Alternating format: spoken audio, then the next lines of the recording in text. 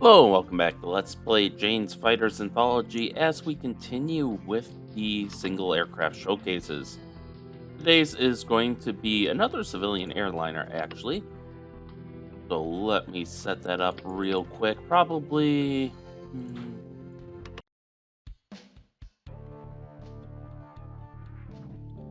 Yeah, I think we'll do this one. So we are just going to add an IL-96, which is going to be Russian.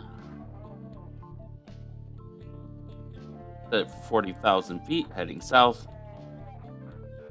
And we'll just add a few waypoints here to guide us.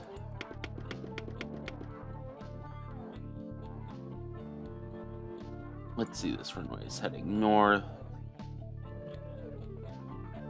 So, that's a lot of mountainous terrain. Let's modify this a bit. Drop her to 10,000 there. And then a final waypoint at our destination. I suppose speed.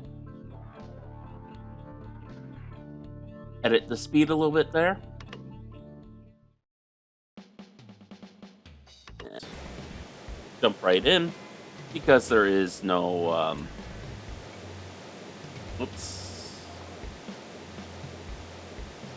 There is no. You can see there's not even any radar, but obviously no weapons. So yeah, IL-96. Excuse me.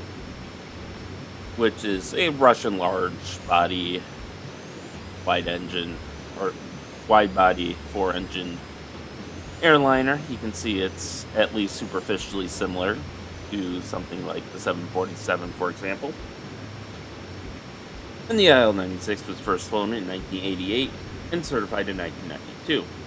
In June of 2005, the Volga Dnieper Group signed a 15-year financial agreement with Ilyushin Finance Corporation to take delivery of two new-built IL-96-400T aircraft to be operated by Volga Dnieper's subsidiary Airport Cargo. The first was due to have been delivered in late 2006. The Cuban government newspaper Granma announced on 3rd of January 2006 the first official flight of the Cubana IL-96-300 from Havana to Buenos Aires, Argentina. On the 11th of August 2009, Russian Minister of Industry and Trade Viktor Kristenko announced that manufacturing of the IL-96-300 would cease. In particular, the IL-96-300 had been deemed inferior to counterparts from Boeing and Airbus, and the manufacturer could not arrange commercially viable mass production, making only one aircraft per year. The IL-96-400T cargo version was to remain in production. On 9th of October 2015, it was announced that an updated version of the IL-96 may be produced. This decision was taken due to the current diplomatic situation between Russia and the West, and the dependency of the Russian aerospace industry on Airbus and Boeing. In September 2017, the Vice President of Russia's United Aircraft Corporation, Alexander Kulyakov, announced the start of development of the 250 to 280 seat wide-body long-haul aircraft in partnership with Chinese builders. The aircraft is via development of the Russian-engineered IL-96 and will be assembled in China. A new engineering center will be built in Russia to undertake technical and electronics production. In March of 2022, after international sanctions during the Russian-Ukrainian War, the CEO of Rostec, Sergei Chemezov, announced a large-scale production relaunch of the IL-96. Yeah, we'll see how that goes. Also, deciding you're too dependent on the West and then being like, oh, we'll outsource our flagship airliner to China. We'll outsource production there. That, to me, does not sound like a winning strategy. But what do I know? Do I have... Okay, I do have joystick control. Now I'm a little sad because our perfect level flight is disrupted now.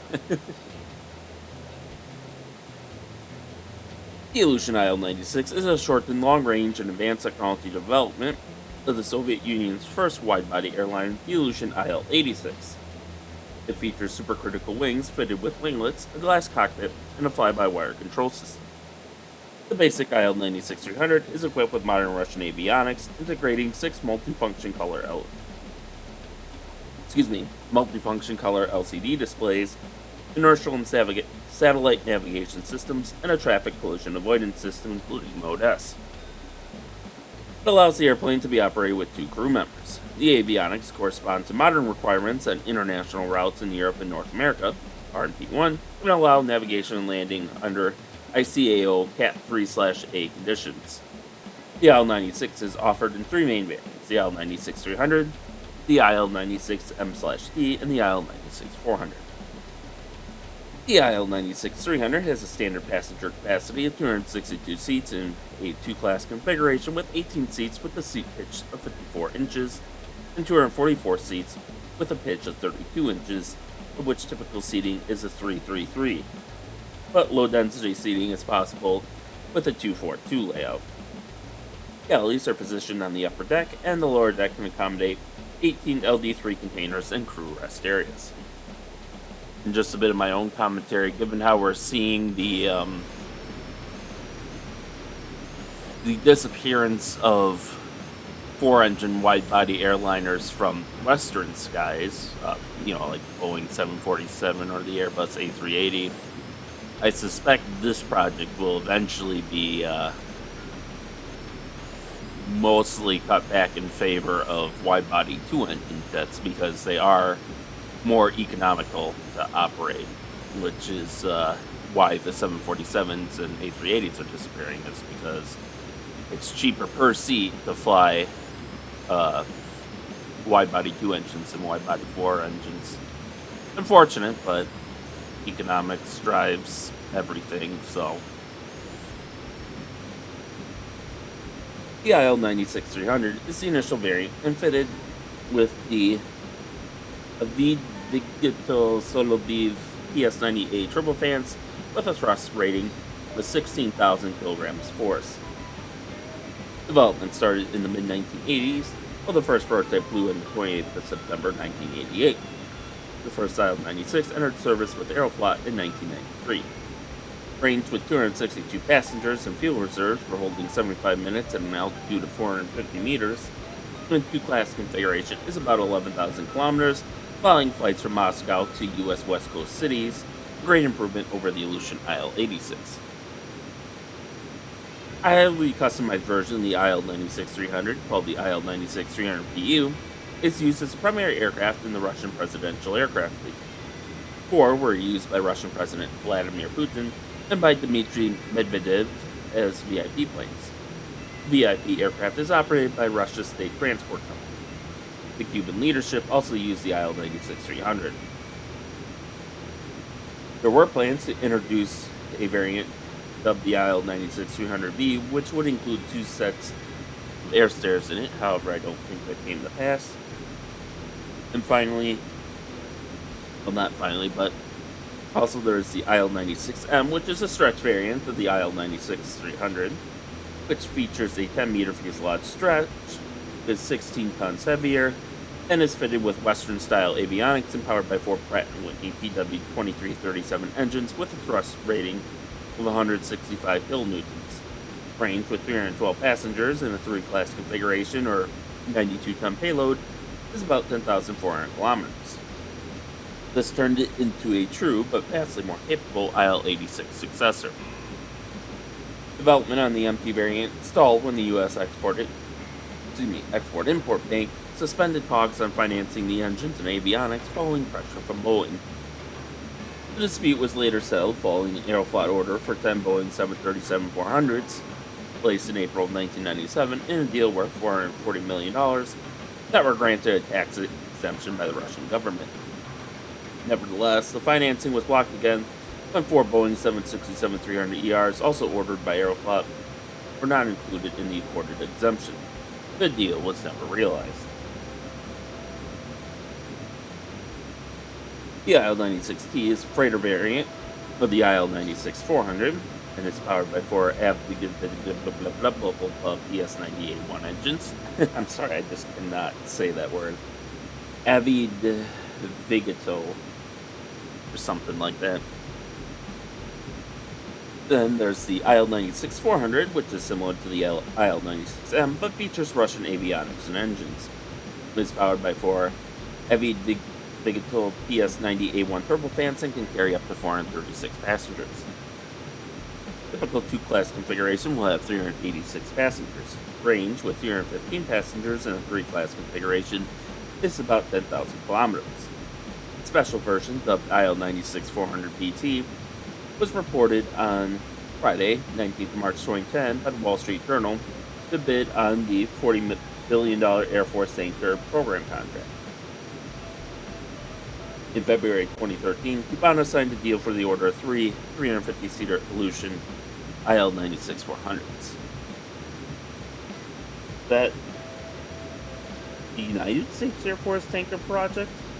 That would be an interesting decision. I mean, even though tensions weren't as bad between Russia and the U.S. in 2010 as they are now, that's still kind of a ballsy move there. One modified IL-96-400, the IL-96-400 VPU nicknamed the Doomsday plane, being converted to serve as an airborne command post by the Russian Air Force as part of Project Zvezda 3S, calling for 2 such aircraft to enter service to replace the current IL-80 base planes. It's worth noting that these airborne command posts have been seen several times during the Russian-Ukrainian war, circling in various parts of the country, mostly outside Moscow. They'll take up a position like 30 miles outside of Moscow and just circle for a couple hours and land. But they've occasionally been seen in the center of the country, where it's believed that they have bunkers and nuclear weapons facilities. The IL-96-400M. In February of 2017, it was announced that Russia's United Aircraft Corporation had signed a contract with its subsidiary, Ilyushin Aviation Complex, for the development of a new version of Ilyushin IL-96-400 wide-body passenger aircraft. IL-96-400M is the passenger version of the IL-96-400T cargo aircraft.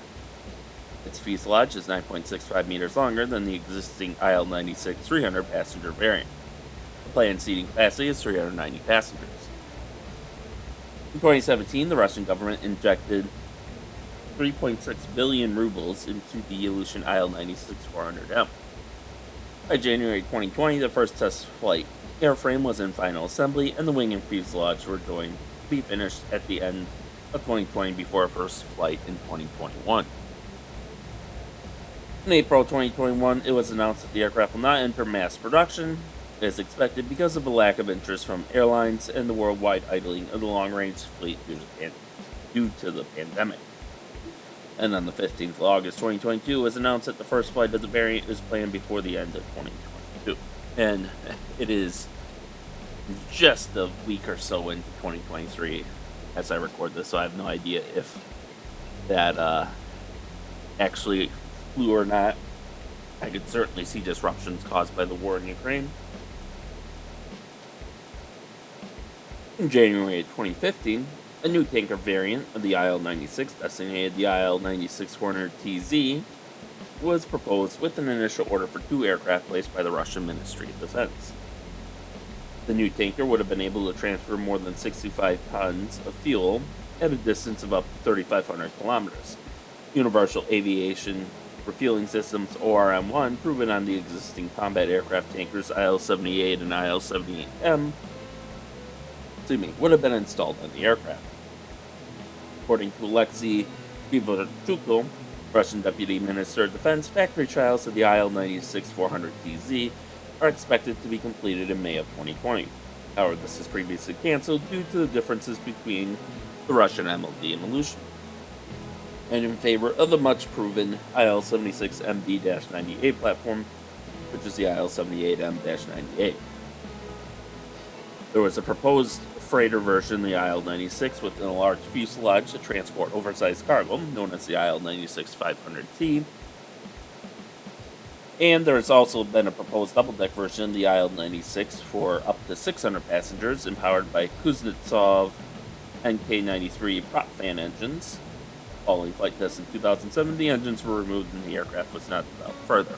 And this variant was designated the IL-96-550.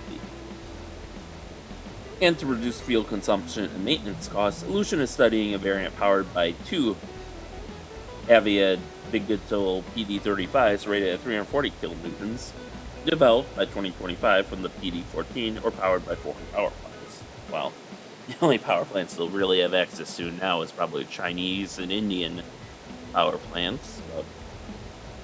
But yeah, so even the Russians are turning this into a two-engine design because they know the four-engine design isn't economically sustainable. Current operators of the Ilyushin IL-96 as of 2016 include Cubana de Aviación, or however you say aviation in Spanish.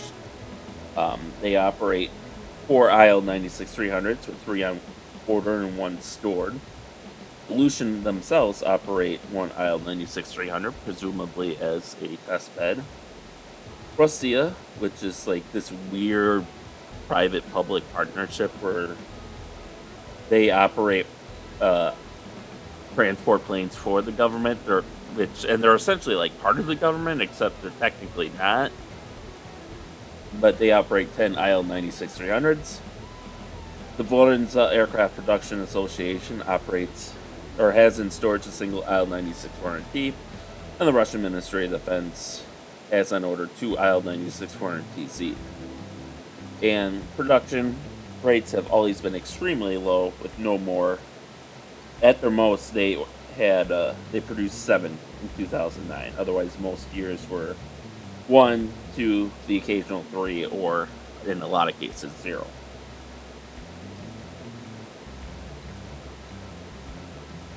Well, that is pretty much the IL-96 in a nutshell.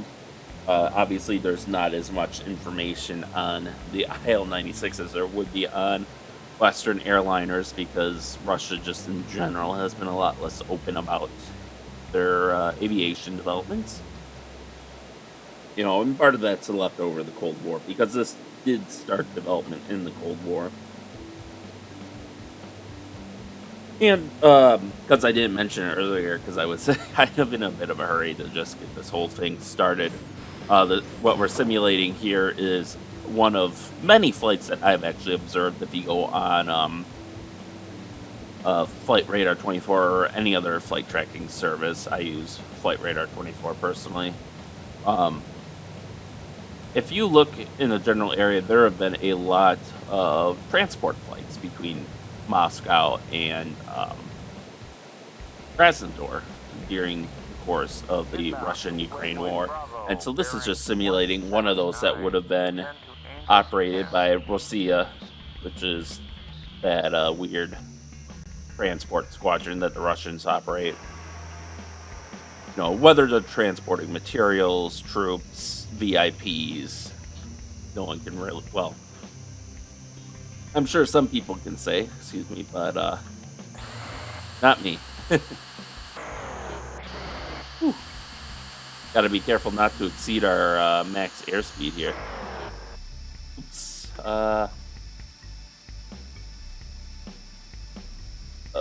What is that? Shift 2? No.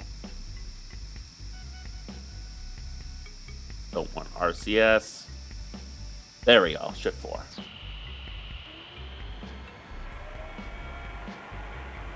Alright, so now we are going to circle about for our landing, and this airfield is obviously way too short for the likes of us, but we're going to try to put her down anyways. That's probably one of my bigger complaints, is just how short the airfields are for the class of aircraft that they're flying. Most aircraft obviously have insanely short stop and start distances, but alright, let's deploy the flaps. We gotta get down to at least 250 knots before we can deploy the landing gear.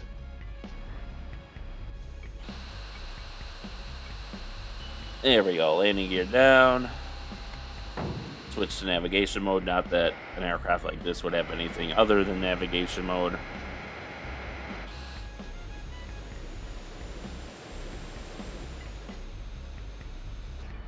Alright.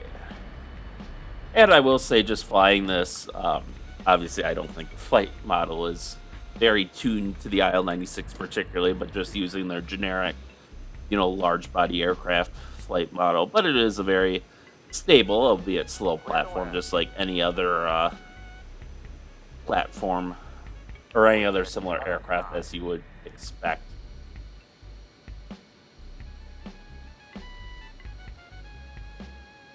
All right, we are coming down. And again, I think are we really 2,000 feet in the air? I find that a little hard to believe.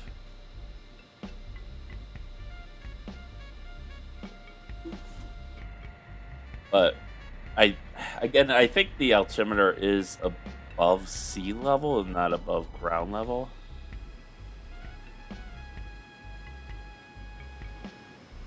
Maybe it is above ground level.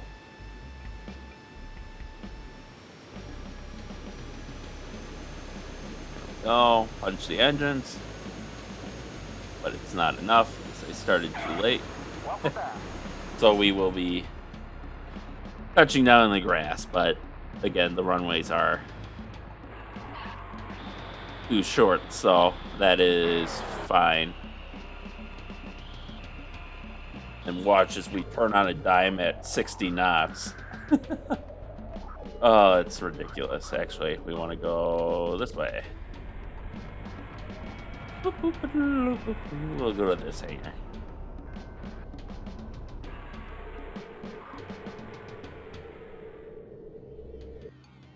There we go.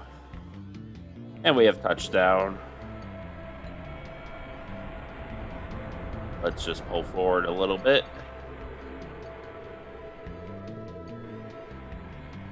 A little more.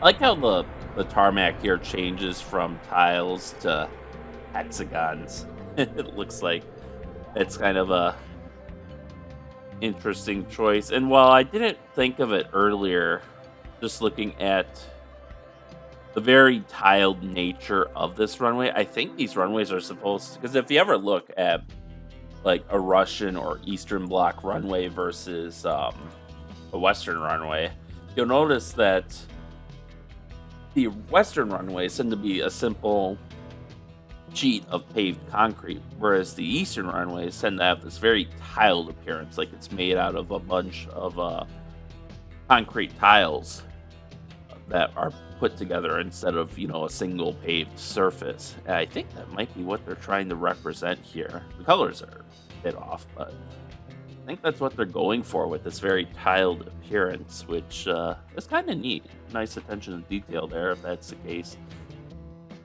In any case, though, that concludes our flight to Krasnodar. And that pretty much concludes our mission. Hopefully in the future we'll have some stuff that we can do for Ukraine. I'm always a little leery of, especially with the war going on. It's like I don't want to do a simulation of Russian aircraft, while the war is going on, because I'd rather showcasing the Ukrainians. But